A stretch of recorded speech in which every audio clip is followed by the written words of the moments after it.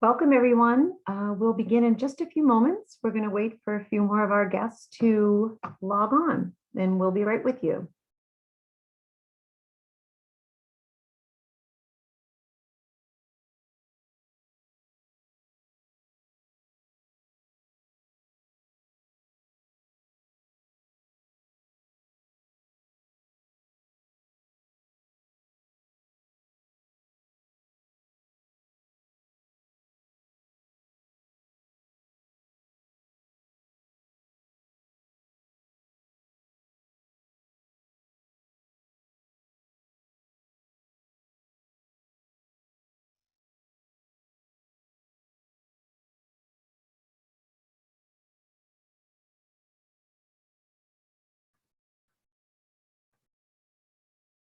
Welcome, everyone, to today's webinar.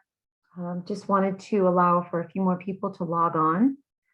Today's webinar is brought to you by the Woods Hole Diversity and Advisory Committee. And before we get started, I just want to go through a few housekeeping items. This is a webinar that will be recorded. We are currently live streaming from our friends at Falmouth Cable TV on channel 13. As a reminder, all participants will be muted and video turned off. And we would love to hear what you have to say, questions. Please submit your questions via the Q&A tab at the bottom of your screen. And now I would like to introduce David Mark Welch, Director of Research for the Marine Biological Laboratory. Thank you, Nancy. Good afternoon, everyone. Welcome to the Woods Hole Juneteenth Annual Lecture, sponsored by the MBL Diversity and Inclusion Committee and the Woods Hole Diversity Advisory Committee. As Nancy said, my name is David Mark Welch. I'm the Director of Research at the MBL. And with Jennifer Morgan, I serve as co-chair of the MBL Diversity and Inclusion Committee. I'm also the MBL's representative to the Woods Hole Scientific Community Diversity Initiative, which you will hear more about in just a moment. After the lecture, there will be a question and answer period via the chat function moderated by Matthew Person. And I would just like to take this moment to acknowledge Matthew and all the work that he does for the community.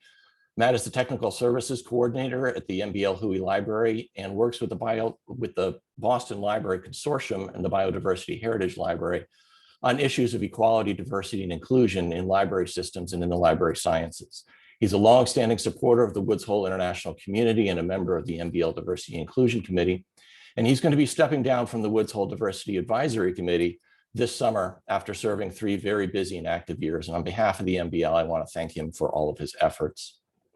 To tell you more about the Woods Hole Diversity Initiative and the Diversity Advisory Committee, I would like to introduce Angie Price. Angie is both the co-chair of the Woods Hole Diversity Advisory Committee and co-director of the Woods Hole Partnership and Education Program. The PEP program in a normal year would be bringing more than a dozen college students from underrepresented groups from all over the country to spend the summer working and learning at the 6 scientific institutions here in Woods Hole. This year, Angie has to coordinate the entire program virtually. And if any of you have been involved in large-scale virtual programming, you know just how big a lift that is.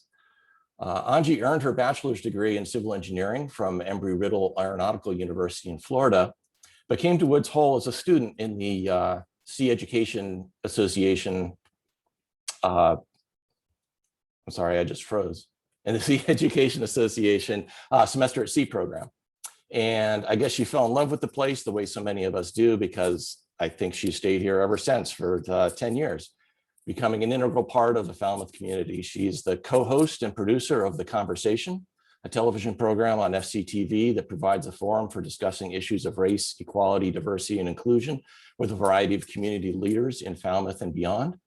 And she served on Falmouth's Affordable Housing Authority before stepping down to assume her new role as our most recently elected member of the Falmouth Select Board, which is sort of the executive branch of the curious sort of town governments that we have here in Falmouth. So it is my great pleasure to turn things over now to Angie. Thank you, David, for that great introduction. Welcome, everyone. As David said, I'm Angie Price, or Angie, co-chair of the Woods Hole Diversity Advisory Committee. In 2004, the leaders of the 6 scientific institutions in Woods Hole created the Woods Hole Diversity Initiative. The 6 institutions are the Marine Biological Laboratory, NOAA's Northeast Fisheries Science Center, Sea Education Association, the United States Geological Survey, the Woods Hole Oceanographic Institution, and the Woodwell Climate Research Center.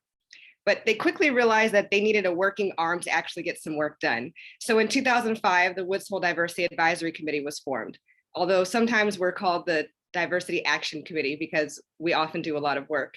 We do advise the diversity initiative on how to make Woods Hole more diverse and inclusive. And one of those ways is to support celebrating African American and other holidays that we feel are necessary to make Woods Hole feel more inclusive. The Juneteenth celebration has long been celebrated in the African American community, and we're thrilled to have so many people with us today to join in our celebration.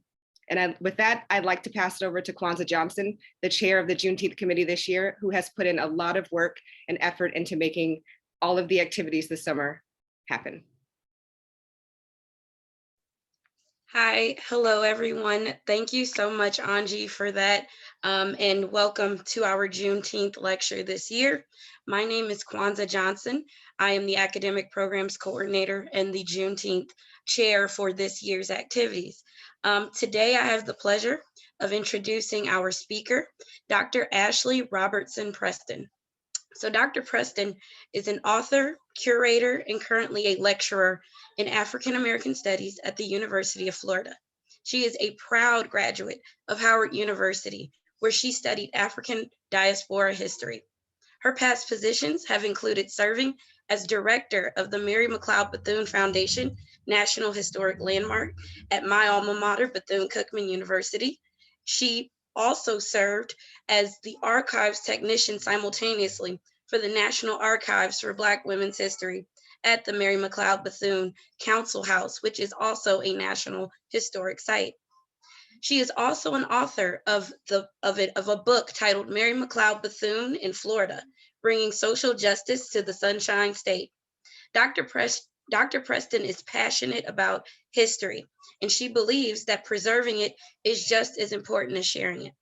In addition to her work as a historian, she is also the founder of a nonprofit called Carter G Cares.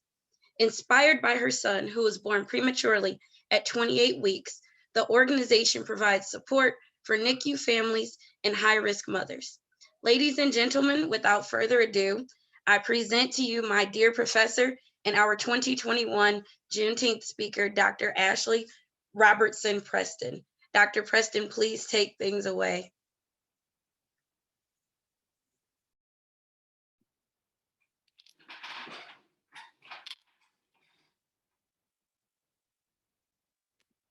Thank you all so much for having me.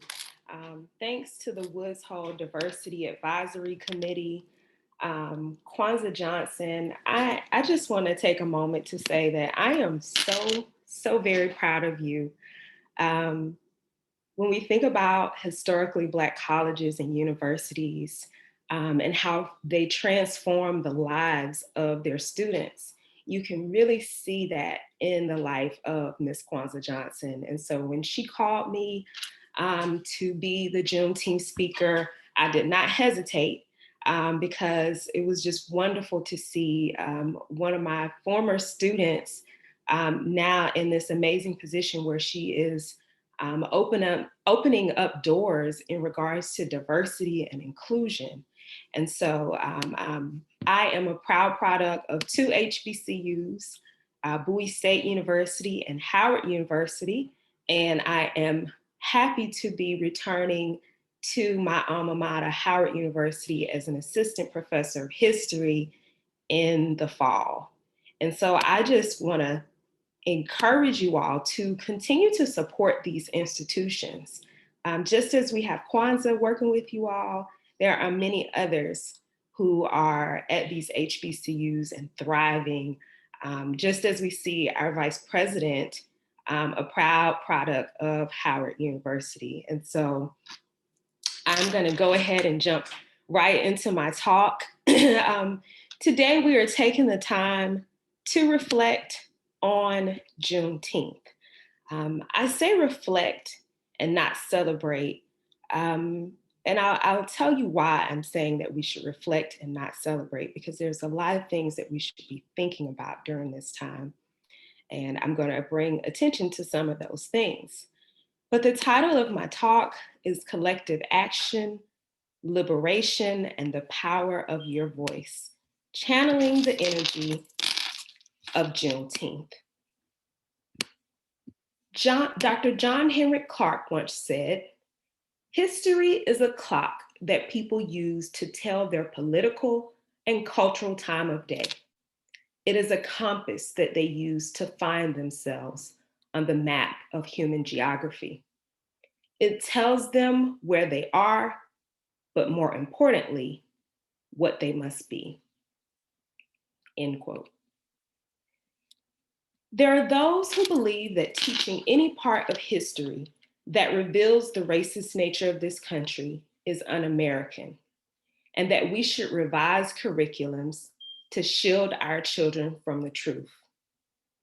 These are the same people who pushed for revisionist history in the late 19th century, which we now refer to as the lost cause. Quote, "The lost cause was a historical ideology and a social movement created by ex-Confederates that characterized the Confederate experience and defined its value for new generations," end quote. Within the last few years, there has been a movement to remove Confederate statues across the nation. Have you ever wondered how those statues got there? The Southern Poverty Law Center attributes some 450 monuments, markers, buildings, and other commemoratives to the efforts of the United Daughters of the Confederacy. The memorials range from modest statues like Silent Sam to the soaring 351 feet obelisk marking the Kentucky birthplace of Davis, the Confederates' only president. The vast majority were erected during the late 19th and early 20th centuries, when states were enacting Jim Crow laws meant to disenfranchise Blacks amid the civil rights movement of the 1950s and 60s. These monuments represent reverence for the very treasonous rebels who left the Union. They receive honor for their efforts while overlooking the truth of how they sought to preserve the horrific institution of slavery. How can we learn from the past if we do not tell the truth?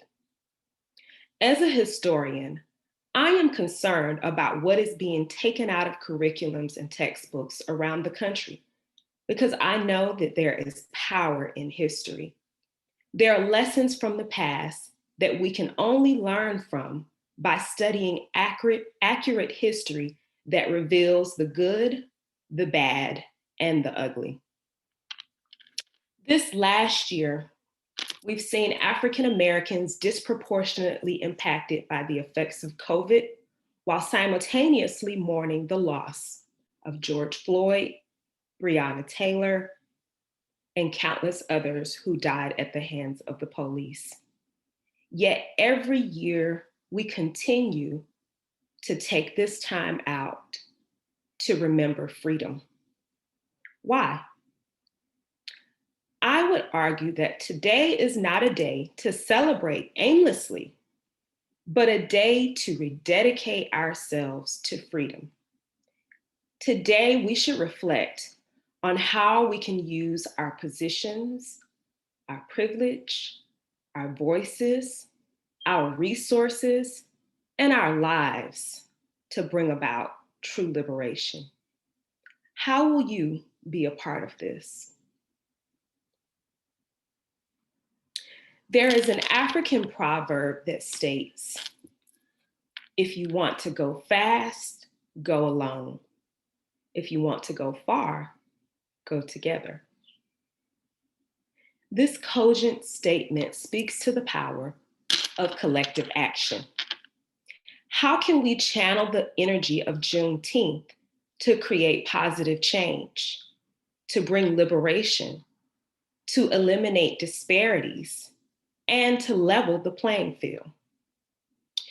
We must first understand agency. Agency, quote, "Agency is the power people have to think for themselves and act in ways that shape their experiences and life trajectories. Agency can take individual and collective forms, end quote. African American agency is the key to our understanding of Juneteenth. Oftentimes, when we celebrate these occasions, we overlook those who were active participants in the foundational moments before the event. Black involvement in the securing of freedom cannot be underscored. President Abraham Lincoln has been recognized as the great emancipator, and even now we continue to honor his legacy as such. In fact, Negro History Week, which is now Black History Month, was founded the second week of February, between the birthdays of Frederick Douglass and President Lincoln. Yes, it is true that he issued the Emancipation Proclamation, declaring that all persons held as slaves within the rebellious states are and henceforth shall be free. However, Juneteenth dates back to June 19, 1865, the day that Union soldiers, led by Major General Gordon Granger, landed at Galveston, Texas, with the news that the enslaved were now free. What happened in that 2.5-year time span? Did enslaved Africans simply wait for freedom? Did Lincoln simply give freedom? We know that the Civil War was eventually won by the Union, but what was the role of African Americans?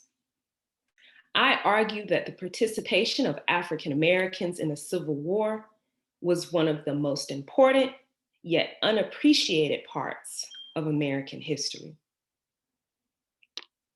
Historian Dr. John Hope Franklin wrote that at the beginning of the Civil War, when Negroes rushed to offer their services to the Union, they were rejected. In almost every town of any size, there were a large number of Negroes who sought service in the Union Army. Failing to be enlisted, they did whatever they could to assist. In the face of war, knowing that they could lose their lives, African Americans fought to be a part of the war because they understood the cost of freedom. Many of these men were free, but they realized that they could truly not be free as long as slavery existed. This is such a powerful lesson for all of us today. Your freedom will never be as sweet as long as your brother is in chains. The Emancipation Proclamation transformed the war by allowing Black men to officially serve on the side of the Union. It was not another 2 years until that freedom would be won, but Black men served this country proudly to make it a reality. Again, as we remember today, we honor those who paved the way, despite the obstacles and the doubt that they even deserve the opportunity to serve this country. By the end of the war, 180,000 African American soldiers had served. Many of Lincoln's critics called it a white man's war. And there are those who continue to attempt to undermine the importance of Black involvement and the fact that this was about slavery. Those who continue to choose to hang the Confederate flag proudly today are continuing this type of historical ignorance. Lincoln defended his policy to those who doubted its prudence. He stated, "I know as fully as one can know the opinions of others, that some of the commanders of our armies in the field who have given us our most important successes believe that the emancipation policy and the use of colored troops constitute the heaviest blow yet dealt to the rebellion, and that at least one of those important successes could not have been achieved when it was but for the aid of Black soldiers." I repeat, important successes could not have been achieved when it was but for the aid of Black soldiers. Not only did Black men serve, but also Black women, including Harriet Tubman. She served as a cook, a nurse, and the only woman to lead a military operation during the Civil War. She organized a network of Black spies, and on June 2nd, 1863, Harriet Tubman, under the command of Union Colonel James Montgomery, led 150 Black Union soldiers on the Combahee River raid. Black women, including Susie King Taylor, served as nurses aiding Union soldiers. Frederick Douglass recruited Black soldiers to join the war, while he also fought for equal pay for those men who were at one time receiving almost half of the pay of their white counterparts. The Fort Pillow Massacre in Tennessee on April 12, 1864, in which more than 300 African American soldiers were killed, was one of the most horrific events of the American Civil War. The men should have been taken as prisoners of war, but the soldiers were killed. Black soldiers did not receive the same treatment as white soldiers, and this bloody massacre was one of the largest in the history of this nation. Remember Fort Pillow became a battle cry for Black troops in the United States Army for the rest of the Civil War. Frederick Douglass once said, "Those who profess to favor freedom and yet depreciate agitation are people who want crops without plowing the ground. They want rain without thunder and lightning. They want the ocean without the roar of its many waters. The struggle may be a moral one, or it may be a physical one, or it may be both, but it must be a struggle. Power concedes nothing without a demand. It never did, and it never will." The great Frederick Douglass. This statement speaks to the role that African Americans played in securing their freedom. Freedom was never free. Agitation, grit, sacrifice, these are just as much a part of the story of Juneteenth as General Granger's regiment. On June 19th, 1865, enslaved people in Galveston, Texas heard these words. "The people of Texas are informed that in accordance with the proclamation from the executive of the United States, all slaves are free. This involves an absolute equality of rights and rights of property between former masters and slaves, and the connection heretofore existing between them becomes that between employer and free laborer." What a joyous day. What a day to behold. But what did this mean? What did freedom look like? I can just imagine that they were happy, hopeful, and maybe even afraid. Imagine starting off the game of Monopoly with no money. Being expected to dust yourself off and create something when you started with nothing. Welcome to the experience of formerly enslaved people. But despite the unfair hand that they were dealt, they created. They created schools, churches, businesses, and some even created their own towns. Juneteenth is the oldest known celebration commemorating the ending of slavery in the United States. Today, we remember not only that day, but those who carved out the path to freedom. We also remember the challenges that came once emancipation was a reality, and we rededicate ourselves to be active participants in the struggle for freedom. Take a moment to think about this. Let us channel the energy of Juneteenth, remembering those who risked their lives to end the horrific racist institution of slavery.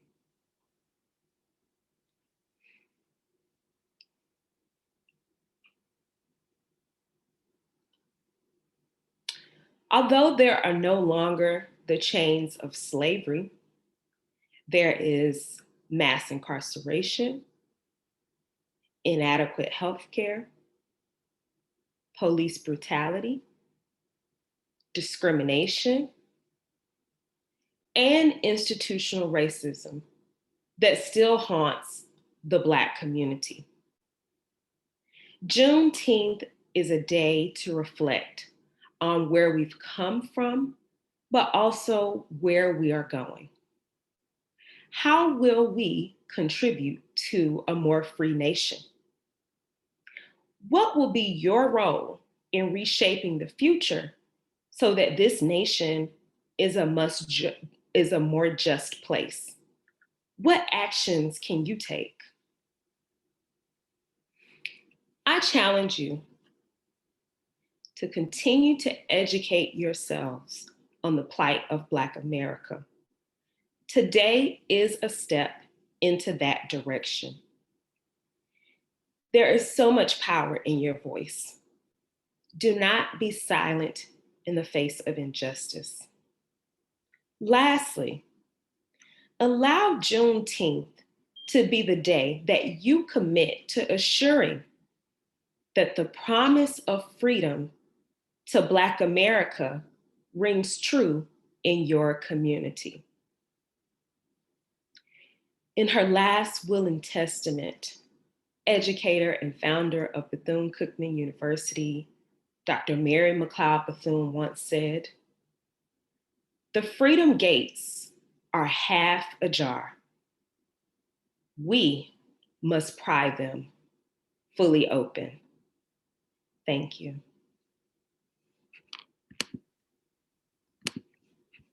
Thank you so much, Dr. Preston.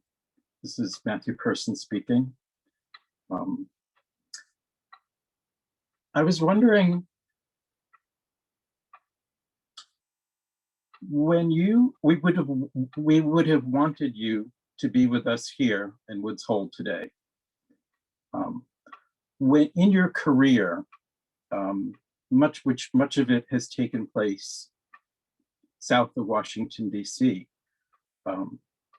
Is there a difference between addressing the southern part of this country and addressing people as you are today, mostly in the northern part of this country?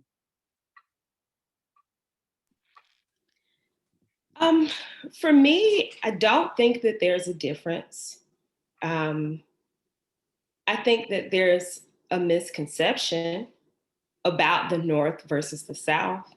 I think that when racist actions take place in the North, people often say, I didn't think that that could happen there because that's New York, or that's in the West, that's California. I think that we often assume that the South is more racist, or that, worse things occur there, or that perhaps African Americans can't thrive in the South because of slavery and how many more enslaved people were in the South.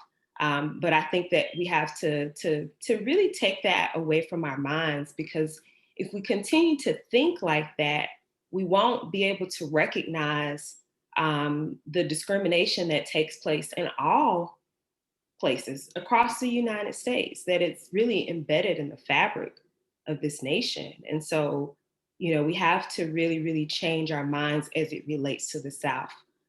There are some great things happening in the South. I'm from North Carolina, spent a great part of my career in Florida. And as I've also spent a lot of time in the DC, Maryland area. So there's no difference for me. And I'm always giving my talks, any way I would speak in the South is how I would speak in the North. It's the same audience for me. Thank you very much. Folks, there you can ask questions through the question and answer box.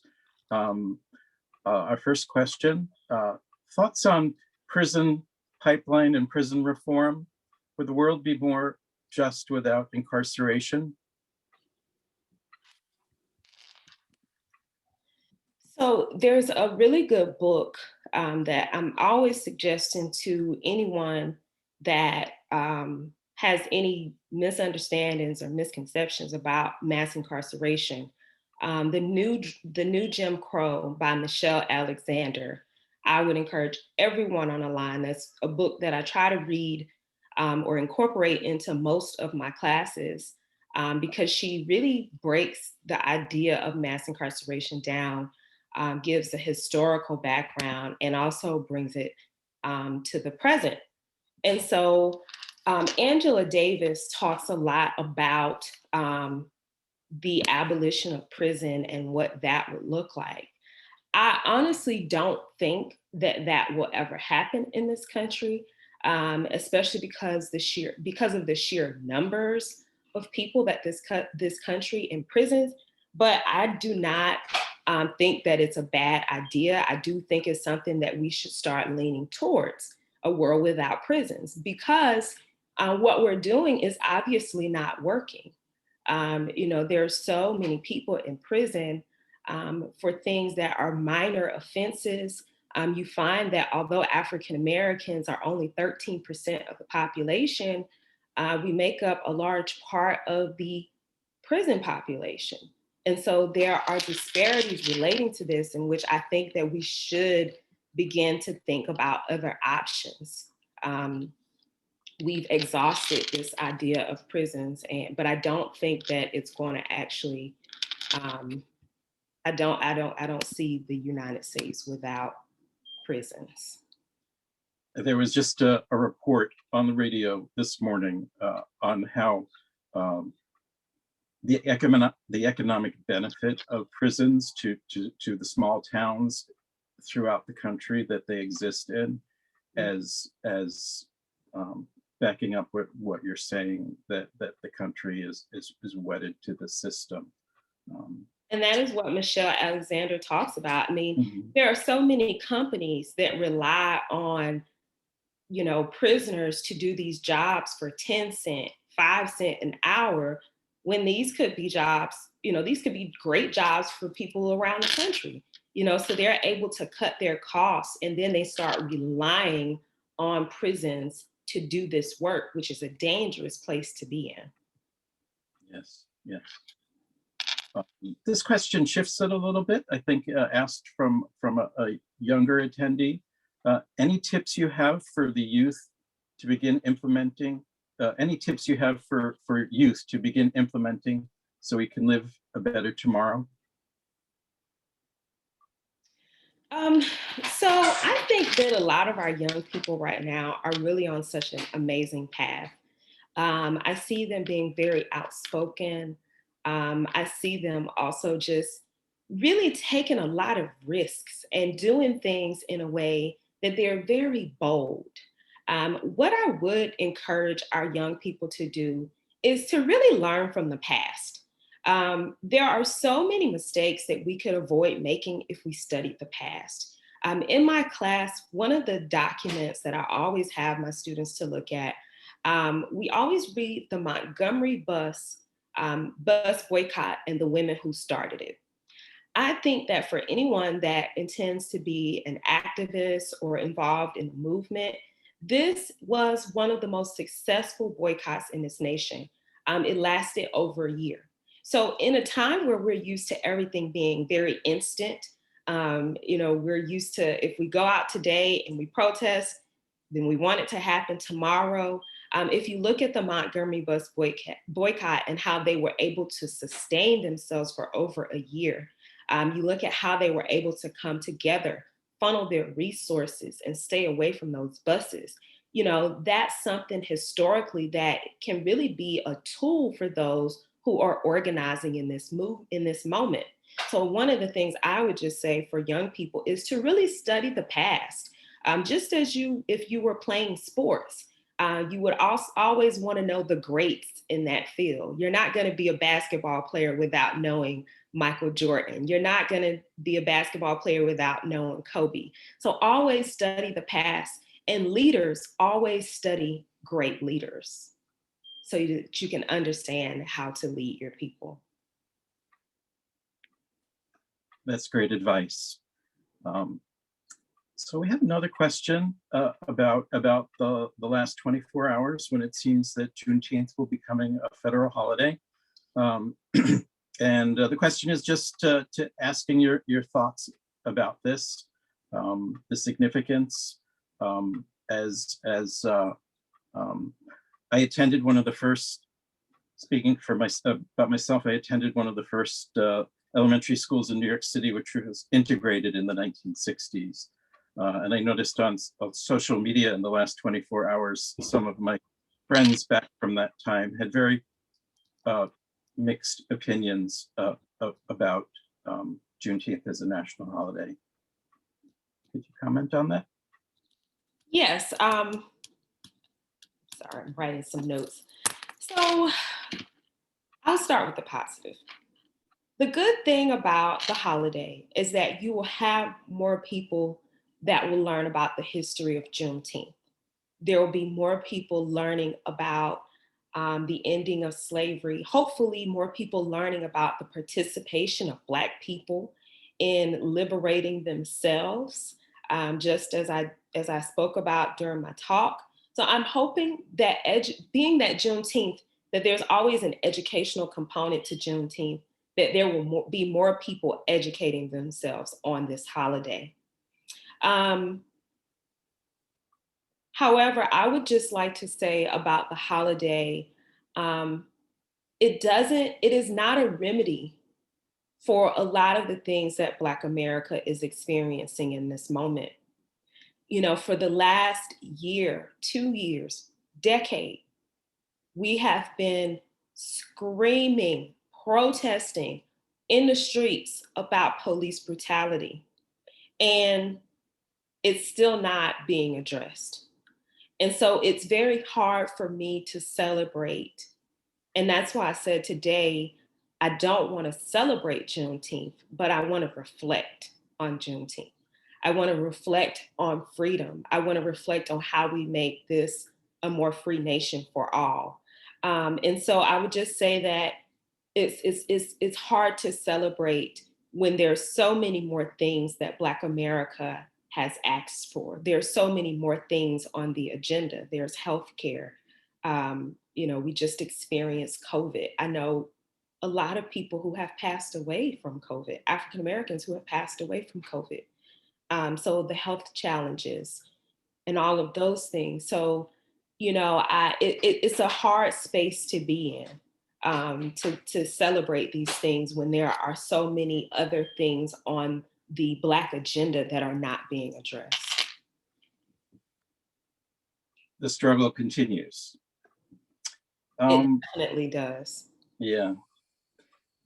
So in Woods Hole, the Woods Hole scientific institutions, I'd say that our goal in having multiple entities, committees in this village working on diversity, the goal is to have this area more accurately reflect what this country looks like, and that's not the case now. And in terms of employees, that's not the case either. There have been a lot of work has gone in to this, and there have been some positive changes, but we also have a long way to go. I was wondering if you have any advice for our community, which I know just recently you passed through here on the way to Martha's Vineyard for a vacation. So I'm glad at least you had the opportunity to pass through. But I was wondering if you have any comments on that. Yeah, and I also see a question in the chat about being an ally and the best way to support. Every community is different. And I think that oftentimes we take a place of privilege and we think that we know what people want. We'll go into a poor community and say, oh, we want to just give them this. And instead of asking people. So I think that this is a good time to have conversation, and not only conversation, but concrete action. You know, have conversation in Black churches, asking Black America, what can we do in your local community? What can we do? How can we be a part of what you're doing? How can we better support you? What are the ways in which, because every community is different, and every place, there's no one size fits all for what a community needs. It's up to the people who are there. You know, I have a nonprofit, Carter G Cares, and we support NICU families. And I thought, because my son was in the NICU for 9 months, I thought about what I needed in the NICU. And we were gonna create this initiative. I was thinking about like getting gas cards for families and helping with bills and things. And that was what I needed when I was in the NICU, when my son was in the NICU. But instead I said, let me go ask the March of Dimes specialist and ask her. And she talked about parking being a major issue and how parents sometimes couldn't afford parking to come see their babies. And so that's what we're taking on. And so I was assuming that I knew what they needed, but it wasn't until I actually asked. And so now I can better support because I asked the question. And now I'm ready to act on that. And so in that same way, ask the community what they need and then be ready to move on what they need. And it may not be something that you would even think of, but you have to ask the question and start the conversation so that it can move forward. Thank you. That's excellent advice. So there is a question here from, I know somebody from the community who's retired and has been involved in social issues for many, many years. And he writes, I graduated from the University of Georgia in 1971 when Lester Maddox was governor. The recent political actions of the Republican governor and legislature on passing legislation to eliminate voting by people of color and progressives makes me wonder how such progress, how much progress have we made in the last 50 years? I want to give you a quote. And forgive me because I'm going to look this up. And it captures exactly what we're talking about today. This is a quote by W.E.B. Du Bois. We all know Du Bois as one of the founders of the NAACP, definitely a civil rights activist. And his quote says, "The slave went free, stood a brief moment in the sun, then moved back again towards slavery." Legal scholar Michelle Alexander, her book, The New Jim Crow, talks about these cycles, this cycle of progress that happens. And then there are these people who seek to overturn that progress. And that is what is happening. You have this progress of the first African-American president. And immediately after that, what happens? You have a president that takes us back years. So there's progress, and then there are those who seek to overturn that progress. It's a cycle in American history if you really look at it. You look at the ending of the Civil War, great, emancipation, the Reconstruction era. And then you have one of the worst time periods in American history. You have segregation that is made legal. You have lynchings that come about at an all-time high in the early 1900s. So, there's this great level of progress, and then there's the overturning of this progress. So this is something that is just, it's a part of the history. And so again, until we study the history and really understand it, and also not only understand it, but understand our place. What's going to be our place in this historical era? What are we willing to do to make this different? So yes, there has been progress. There have been positive gains, but there have also been attempts to overturn those gains. Thank you for putting that in such a comforting perspective in a way, because people tend to, or in the last year or so, people have had such a hard time accepting the yin and the yangs of progress and going backwards, and to be able to understand that it is part of the process, the historical process, that our society acts that way, is a good understanding to have. So we have another question that sort of relates to this a little bit. Do you think now that we have social media and more people are learning about Juneteenth and what it stands for, it will be celebrated more? Definitely. I mean, I see people celebrating Juneteenth this year that I had never seen them post about Juneteenth. I don't even think I don't think they knew what it was a year ago. And you know what? I think for those of us who have known about Juneteenth and have celebrated from year to year, we have to be careful. Let's make sure that we welcome those people, that we celebrate along with them, because oftentimes people kind of look down on others who may have been ignorant to something. But I welcome them. I'm so excited to be seeing people celebrate. I'm actually hosting a Juneteenth celebration at my home on Saturday. So we've got the barbecue, we've got the, I'm gonna get some red soda water, just trying to go back to some of those traditions from the early Juneteenth celebrations. And so, yeah, more people are celebrating it. And I hope that it's something that it really catches on, and that it's not a phase, and that people just continue to make this a part of those holidays that we continue to go all out for, So there are people who have always celebrated it, but I'm definitely seeing more people starting to really be a part of this. So that is the great thing about social media. Yes, when we started planning Juneteenth here, Kwanza gave me a good course on the family nature of Juneteenth, and hopefully maybe next year we'll have a big Juneteenth celebration on the lawn here in Woods Hole. Yeah.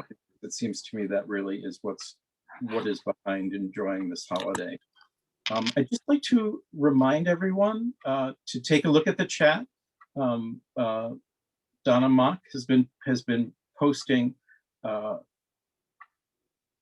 information related to this, Dr. Preston, where you can find out information about Dr. Preston's book and her social media handles, which I follow and are very interesting. So another question.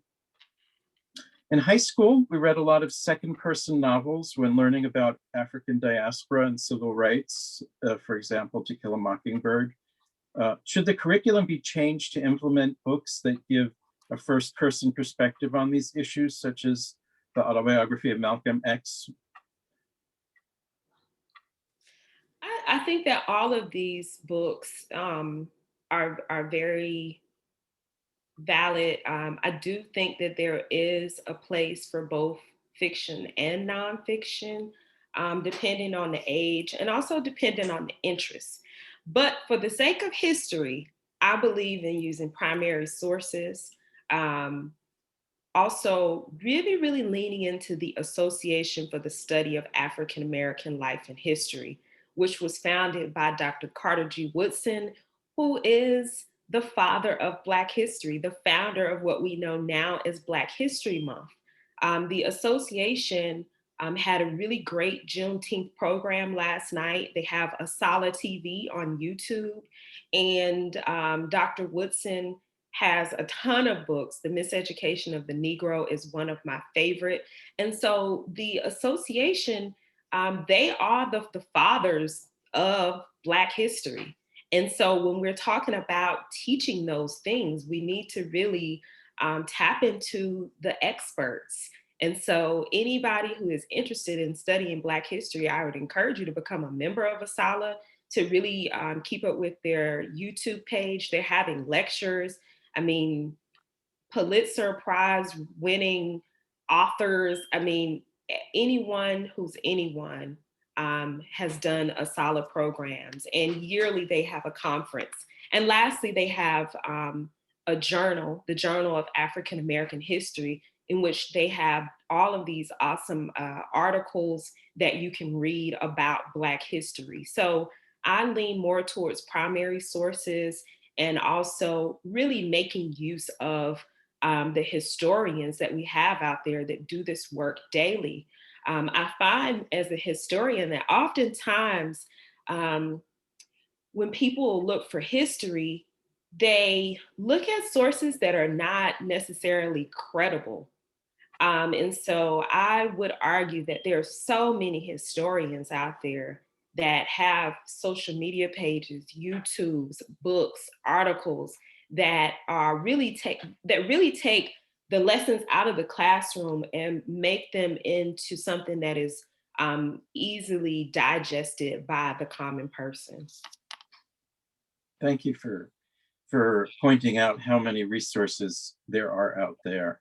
You know, recently, the town of Falmouth here took the name of a street, which was named after a scientist who had beliefs that in the 1800s were accepted, but nowadays they're not accepted. And so this street was just renamed after the scientist Jewel Plummer Cobb, who was a cell biologist and eventually an administrator at,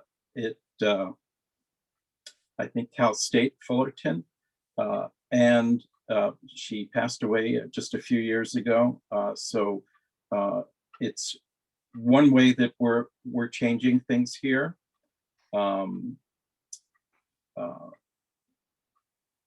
And let's see,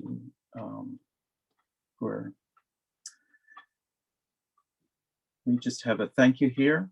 Thank you for reminding us that Juneteenth does not tell us that we are done, rather that it's time for reflection on where we are and where we need to reach.